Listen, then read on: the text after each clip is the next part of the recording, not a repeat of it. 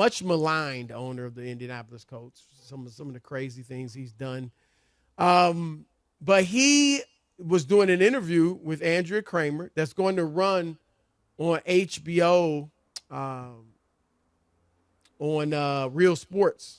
Chris, which is done. This is the last episode. Did you know that? Oh, is this going to be the last one? This is the last episode. Yes. Can you believe 29 years Real Sports has been on? 29 years.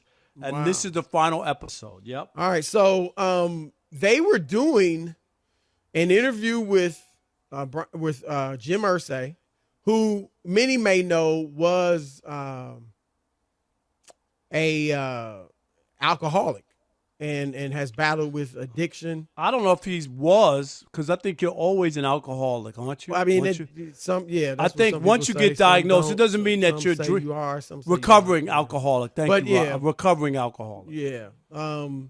But they were talking to him a lot about that.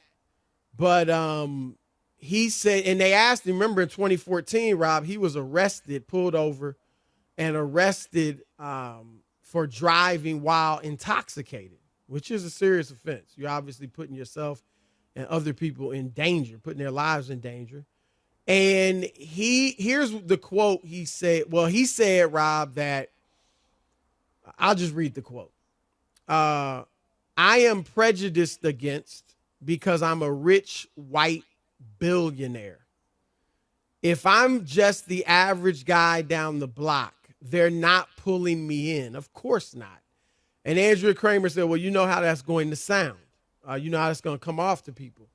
And he said, I don't care what it sounds like. It's the truth.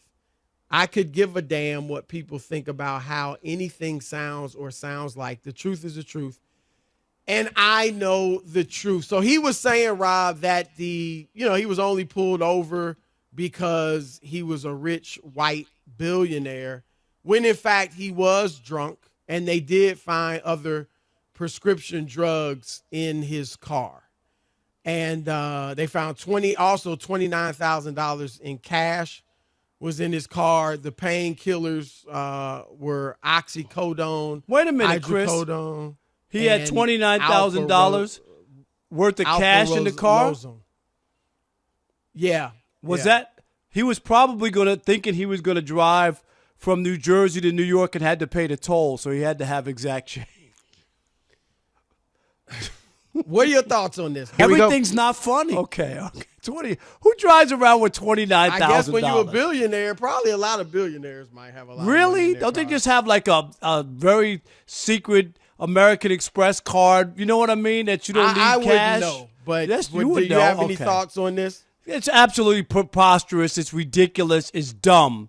And this is why I could never get with this guy and never feel good about him or the stuff that comes out of his mouth. He got pulled over because they look for people who are drinking at night. Chris, all it takes is a little swerve, or you didn't slow down, or you went through a light, or you know what? That's all it takes. That gives them probable cause to pull you over late at night because they know people are drinking. It happens all the time. How did they know? How did they know that, he's a white billionaire and driving in the car, let's just pull him over? I mean, right, exactly. And in this country, he was driving really slow, Rob, and he had kind of like stopped in the middle of the road. But that's what I'm saying, right? They didn't know who was in the car. No, it was something that made them say that looks suspicious. Like, what does he do? What is this car doing? Let's check it out.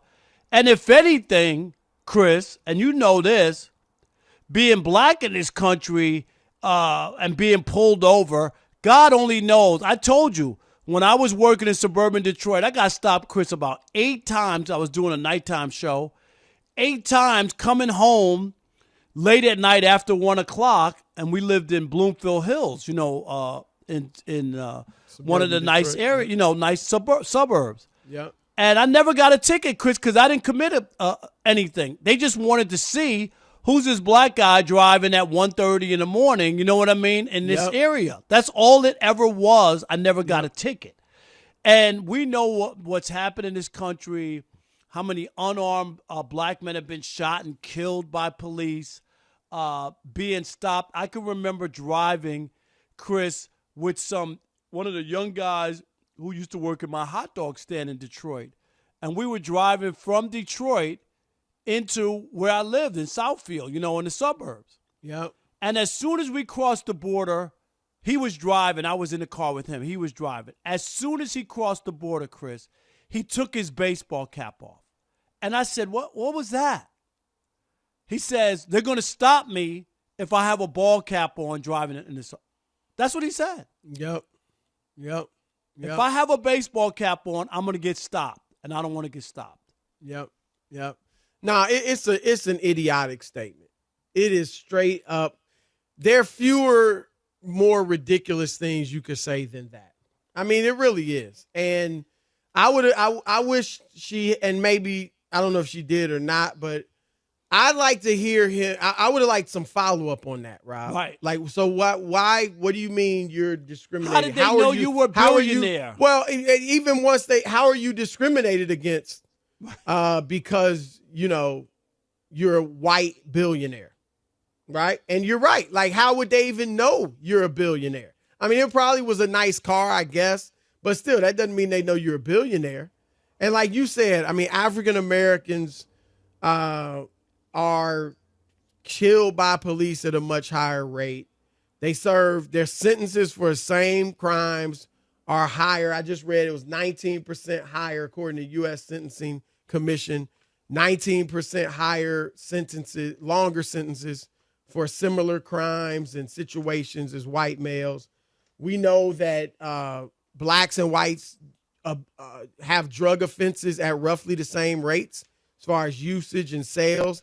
And yet far more of the arrests are of African Americans. You have to center the war on drugs somewhere because they doing drugs all over America. They're doing just as many drugs in college campuses as they are in the projects. Right. So you center the war on drugs, and they center them where African Americans, Latinos, and poor whites are. They're not going to the suburbs and going to the seeing college who's doing campuses. drugs. Go right. to USC. You could get a ton of kids. I went to there. Oberlin College, one of the best colleges in the country. There was plenty of drugs going on up there. Rich diplomats' kids and things like that. And Chris, that the weren't other black, part too is the legal system. If you're not represented, you don't have a lawyer. Seriously, you will get screwed in the legal system for the most part. Right. You gotta be represented, and if you don't have a lawyer, people who have money and who have lawyers get treated way different. Absolutely. It's just a fact. And that's the point, right? Like, you're absolutely right. Like, being a billionaire, a white one in particular, but a billionaire, period. But you get away with more stuff. Are you kidding me? I got one. I mean, how many times can they buy their way out? And I'm not talking about necessarily a major crime, although maybe, but I'm talking about just regular everyday stuff you can get away with because you have that money. Can I give you the biggest example, which happens to be in the NFL? Robert Kraft was caught, Chris, on camera. That's right. On camera. And nothing happened to him. Soliciting, Chris, on camera. Nothing. Yeah. He had the lawyers. Yeah. They claimed they got the video and it wasn't legal, and they all the other stuff. If that was the average Joe on camera, you're busted, you're booked, and you're doing some time. That's the fact. No doubt. It is unbelievable that he could say this. And Rob, this is the type of, now I'm not saying all the owners feel this way. I'm sure most of them probably wouldn't say something this stupid. I don't know what they feel, but this is why, when you look at the situation with Colin Kaepernick, or, some of the racial situations around the league, this is why nothing really significant was done. Just symbolic gestures, putting, in racism in the end zone. I mean, that's just symbolic. Right. I'm talking about real stuff being done.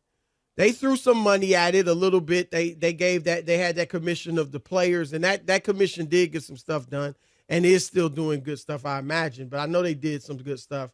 But when you have the billionaire owners, Rob, I mean, this is why they can come down on the Kaepernick. They have no understanding of what he was talking about. No. None. And this Colin day. Kaepernick wasn't even doing it for himself. He was doing it for other people other American citizens who were being mistreated. He had by a great law life. He didn't enforcement. have to do Right. it at all. That was it. Like, that should have told you about how important it was that a guy Yep. gave up his career, gave up everything he was doing.